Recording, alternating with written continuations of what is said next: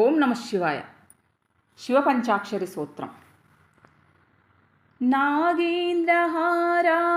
త్రిలోచనాయ భస్మాంగరాగాయ మహేశ్వరాయ నిత్యాయ శుద్ధాయ దిగంబరాయ తస్మై నకారాయ నమః శివాయ.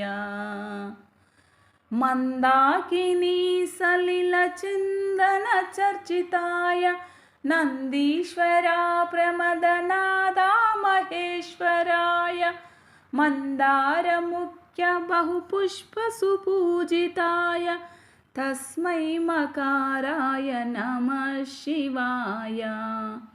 శివాయ గౌరీ వదనాబ్జ బృంద सूर्याय दक्षाध्वरनाशकाय श्रीनीलकण्ठाय वृषभध्वजाय तस्मै शिकाराय नमः शिवाय.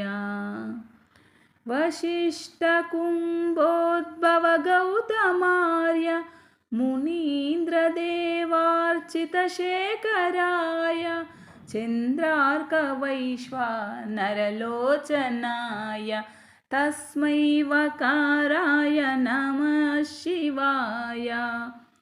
यज्ञस्वरूपाय जटाधराय पिनाकहस्ताय सनातनाय दिव्याय देवाय दिगंबराय तस्मै यकाराय नमः शिवाय. पंचाक्षरिमिदं पुण्यं यः पठेत् शिवसन्निधौ शिवलोकमवाप्नोति शिवेन सह मोदते. ఓకే ఫ్రెండ్స్, ఈ వీడియో నచ్చితే ప్లీజ్ లైక్ చేయండి, ఛానల్ని సబ్స్క్రైబ్ చేసుకోండి ఫ్రెండ్స్.